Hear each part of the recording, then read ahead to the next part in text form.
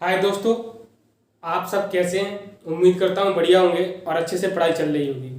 कल हमने पढ़ा था शेरशाह सूरी के बारे में। आज हम पढ़ेंगे अकबर के बारे में। जैसा कि ये लिखा है आपका क्या दोस्तों, अकबर। क्या लिखा है? अकबर। ये लिखा है आपका अकबर।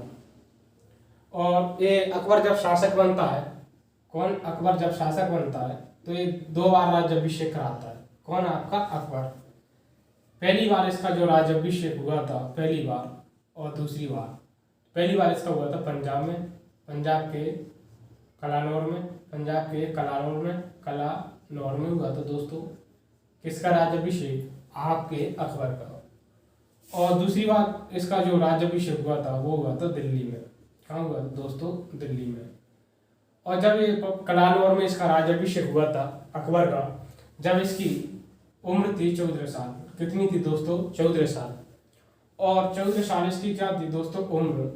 और ये जब गद्दी पर बैठा था उस दिन 14 फरवरी 1556 का दिन था। यानी कि ये 14 फरवरी 1556 को शासक बना था कलानौर का। कौन? आपका अकबर। और इसने जब गद्दी पर बैठा तो इसने उपाधि धारण की थी जलालुद्दीन मोहम्मद अकबर बादशाह गाजी की। किसकी? मैं लिख ही देता हूँ। जलालुद्दीन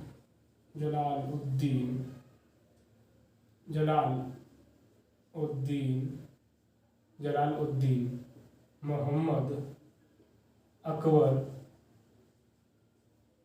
बादशाह गाजी किसने क्या की थी? उपाधि धारण की थी। किसने? आपके अकबर ने। इसके बाद आपको पता है इसकी उम्र 14 साल है और 14 साल की उम्र में शासक बनना है तो कोई ना कोई इसका संरक्षक रहा होगा। तो इसके मुख्य रूप से 2 संरक्षक थे। कौन थे दोस्तों? 2 संरक्षक थे। एक था पुरुष, एक थी महिला। कौन थी? एक पुरुष एक महिला। तो जो पुरुष थे वो थे आपके बैरम का। कौन थे? आपके बैरम का। और जो महिला थी वो थी अंगा।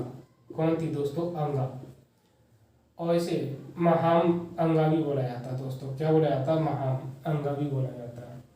इस अंगा की एक पुत्री थी।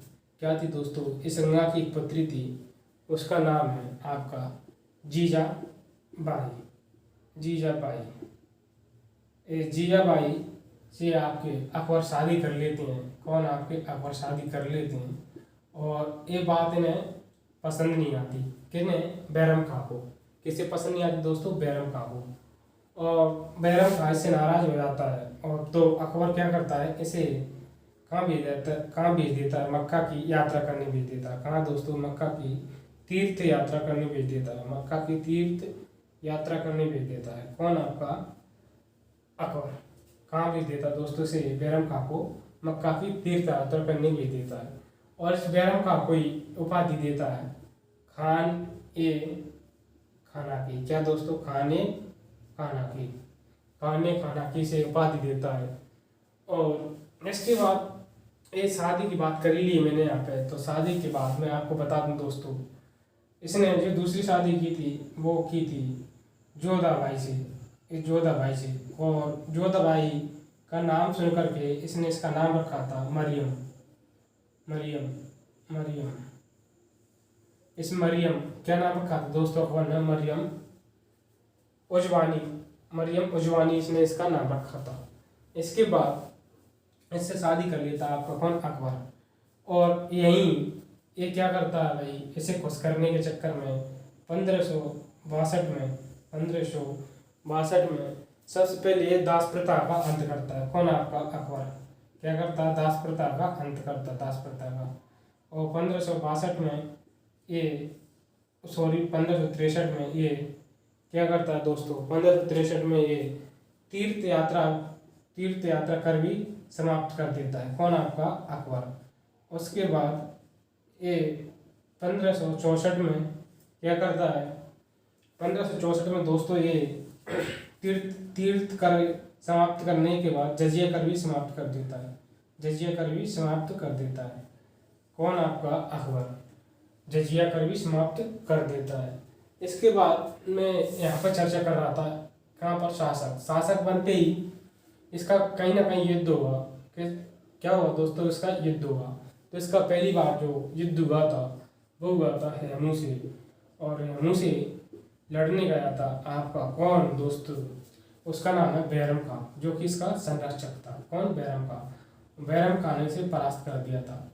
हुआ क्या था, जब ये युद्ध के मैदान लड़ रहे थे तो हेमू की आंख में गलती से एक तीर चला गया था। उस गलती के परिणाम था कि अकबर यहाँ पे विजयी हुआ। क्या हुआ? अकबर विजयी हुआ। कहाँ पे? हेमू की युद्ध में। इस युद्ध को बोला जाता है पानीपत का द्वितीय युद्ध। ये हुआ था 1556 में दोस्तों, 1556 में हुआ था।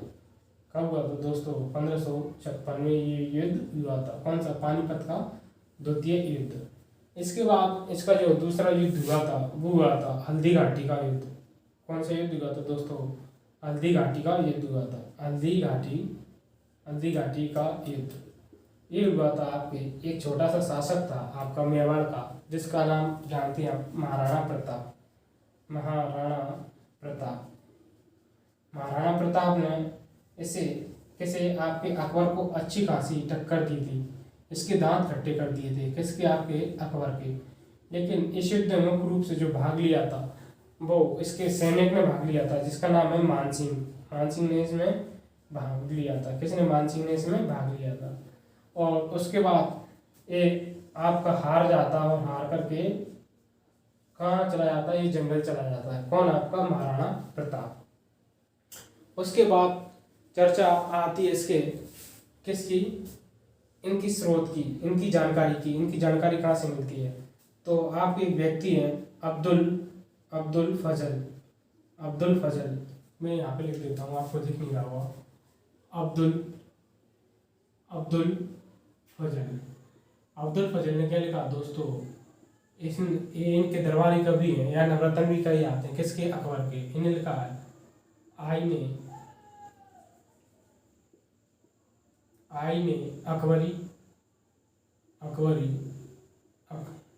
अकबरी और अकबरनामा किसने लिखा है? ये आपके अब्दुल फजल ने। यहीं से आप एक याद कर लेना, क्या? नवरत्न को भी याद कर लेना दोस्तों। नवरत्न और नवरत्न को आप कर लेना MDH मसाले से। MDH के जो मसाले आते हैं उससे आप याद कर सकते हो। M4 आप मानसिंह याद कर सकते हो, और D4 टोडरमल याद कर सकते हो। टोडरमल और मैं लिख ही देता हूँ साफ साफ आपको।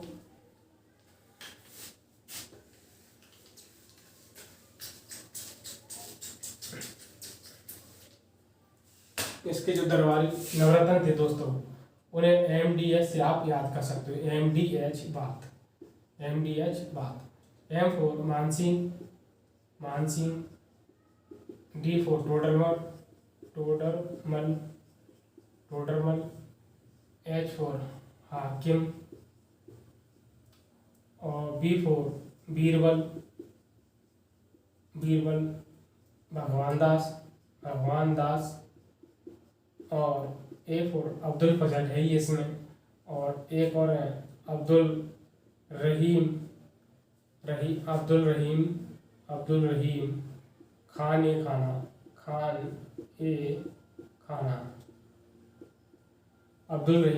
खाना। और T4 आप याद रख लेना दोस्तों, क्या? तानसेन। ये मुख्य रूप से इसके 9 दरबारी थे। किसके? आपके अकबर के।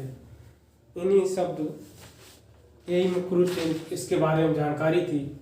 और एक प्रसंग और आता है, वो आता है हेमू के बारे में। हेमू के बारे में क्या आता है? ये जो आदिल शाह थे, आदिल शाह का कौन था? एक प्रधानमंत्री था, जो कि आदिल शाह मुख्य रूप से अफगान का था। और ये अपनी काबिलियत से इसका बन बैठा था प्रधानमंत्री। कौन? आपका हेमू। वो ये कहाँ का था? अफगान का। और मुख्य रूप से क्या करता था? व्यापार करता था, नमक का व्यापारी था। कौन? आपका हेमू। और मैंने अभी बताया था, इसकी आँख में गलती से तीर पड़ जाने से इसकी क्या कर देता है? बैरम खां इसकी हत्या कर देता है। कौन? आपकी बैरम खां इसकी क्या कर देता है दोस्तों? हत्या कर देता है। और इसी हेमू ने विक्रमादित्य की उपाधि धारण की थी दोस्तों। क्या की थी? विक्रमादित्य की उपाधि धारण की थी। विक्रमादित्य की उपाधि धारण की थी किसने? आपके हेमू ने।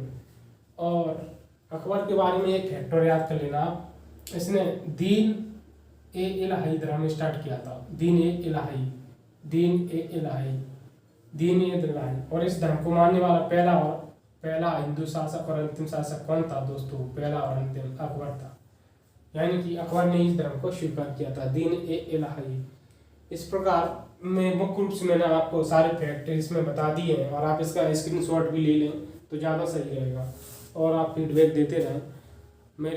मुझे आपसे ही आशा रहेंगी, और इन्हीं सब शब्दों के साथ मैं आपसे कहूँगा जय हिंद, जय भारत।